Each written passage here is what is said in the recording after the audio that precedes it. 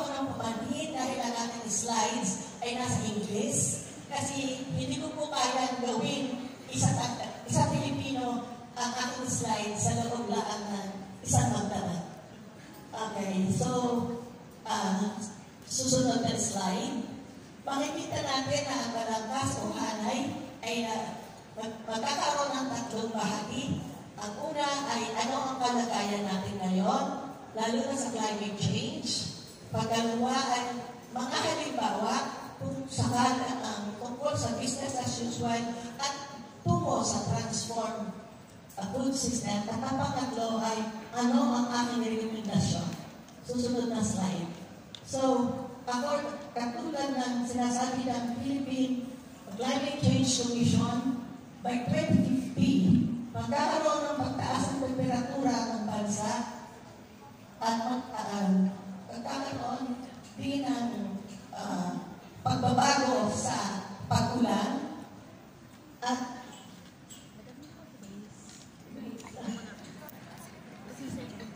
tapos magbibigay ako ng mga halimbawa at so, pagtaas ng temperatura ay 1 to 2 degrees sa mid-2050 at ang rainfall pattern as panahon ng kabagat, mas maraming ulan sa Ilocos Region at Mindanao at sa pagdating ng amihan, mas maraming ulan sa silangang bahagi ng Visaya at Mindanao. Pero ang karamihan sa parte ng Pilipinas ay kakaunti ang ulan.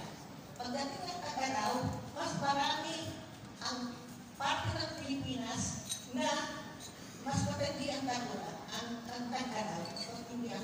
Mas marami El Niño darating, magiging mas malakas ang ating mga bagyong darating. Ibig sabihin noon ay mas mataas ang daluyong coastal surge. Malaki ang epekto nito sa ating agrikultura, sa ating enerhiya, at sa kalusugan ng ating mga mamamayan. Magkakaroon ng malaking pagkukulang sa tubig at ang ating mga infrastruktura ay maapektuhan. At isa pang napaka-importanteng bagay ay ang pagtaas ng level ng karagatan. Ang Pilipinas ay mas doble ang taas, ang bilis ng pagtaas ng karagatan natin at nanganganib ang lahat ng pagkakaroon na nasa baybay ng dagat. Posibleng mga isla tayo na mawawala at hindi na pwede tirahan. Sunod na slide. Ano ang kasalukuyan kalagayan ng ating kalupaan, ang agrikultura? Ayon sa datos, ang ating hindi po ba kami bumaba na, hindi ko makita yung aking presentation.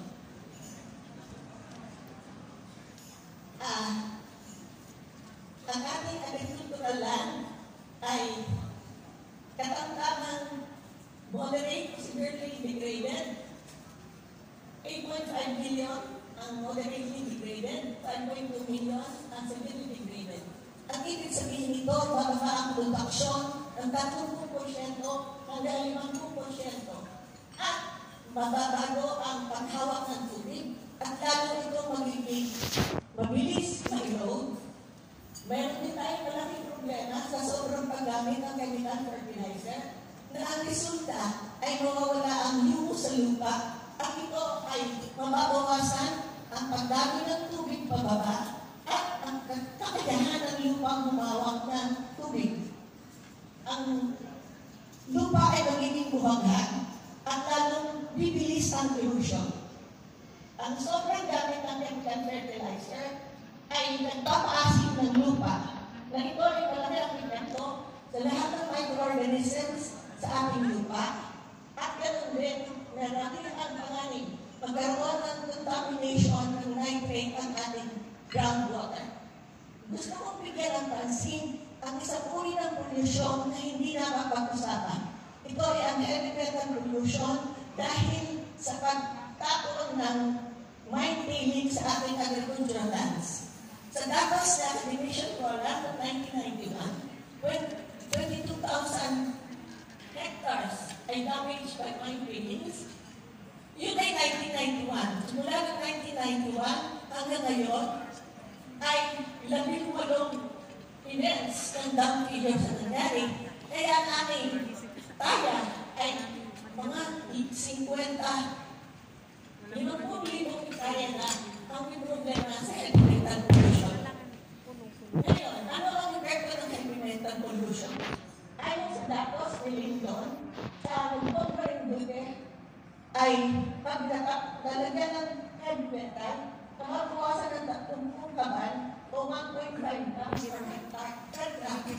Sa dalawang traffic, ibig sabihin na mabawasan ng 3 tonelada. Ngayon, isa pang malaking problema, ang heavy metal ay pwede nandoon sa parte ng halaman kinakain natin. Na kung ito ay carbon-blend, ito ay pwede magbigay ng cancer sa mga sa ating katawan at makakansala sa ating organ system. Susunod. Okay. So, meron tayong mga current issues sa pagbibunan. Napakalaki ng ating populasyon. Sa 2050, posibleng tayo ay 150 million na. At ang kalahati ng ating populasyon ay nasa rural areas at ay pakita na ni Jules and Rola na 69% ay mahirap. At nabanggit na rin yung current food habit ng Pilipino na 3 o 4 na lamang ang pinagkukunan ng pagkain. So ano ang senaryo?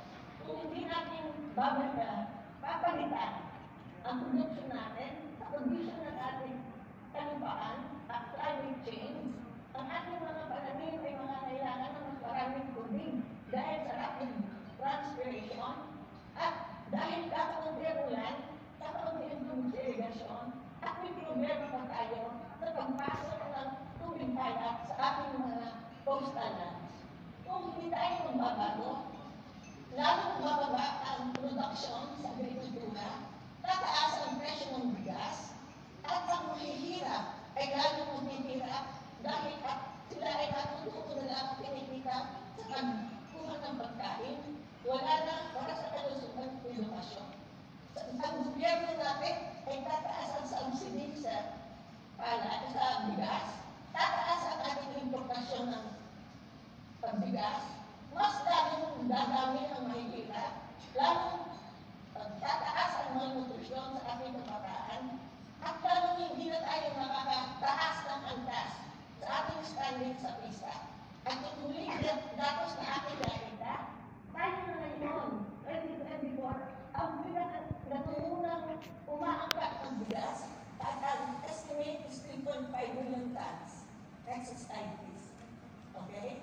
Ngayon gusto ko magbigay ng mga halimbawa na meron tayong solusyon sa ganitong mga problema.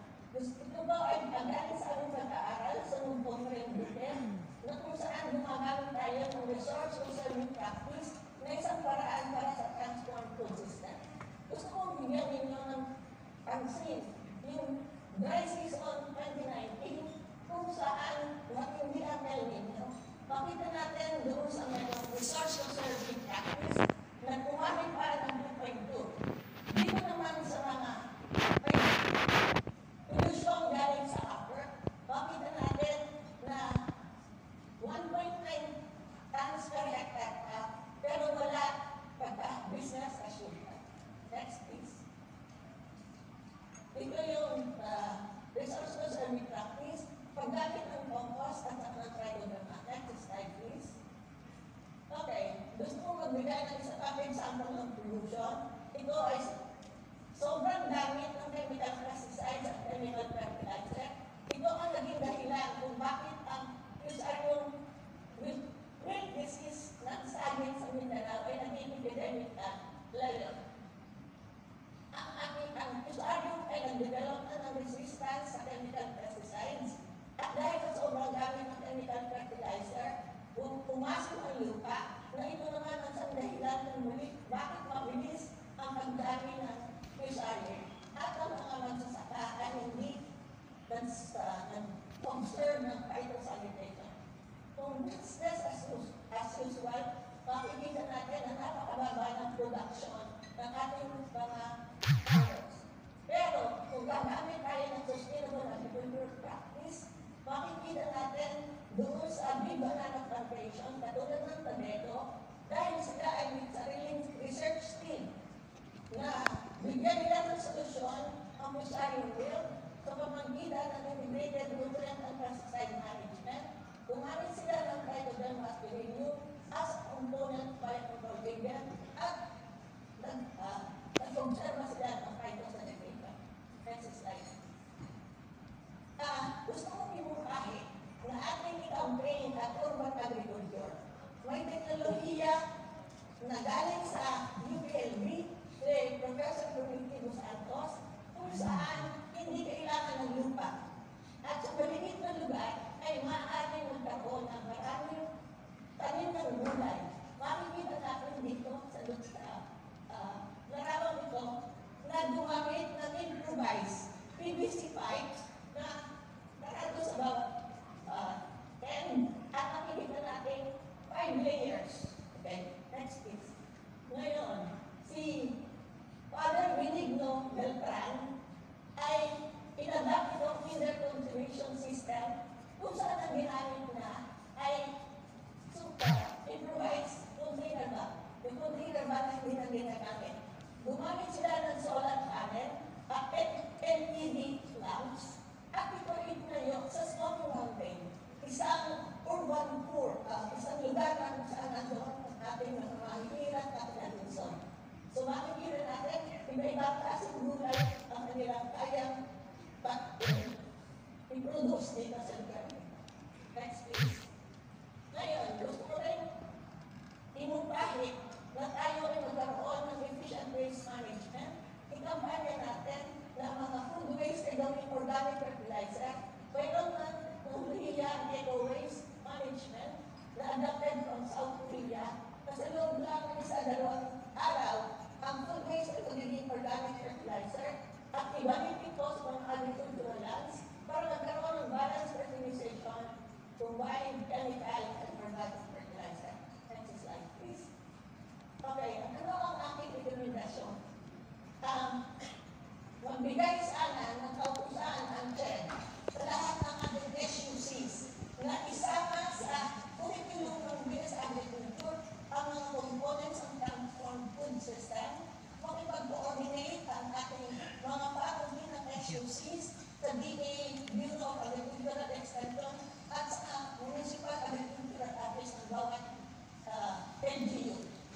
Ipalagan natin ang mga agricultural practices pero dapat ito ay site-specific na adapt sa particular physical conditions, encourage and track diversification based on climate patterns. At napaka-importante na ang planting season ay mabuhin according to the prevailing rainfall pattern. Maraming salamat po.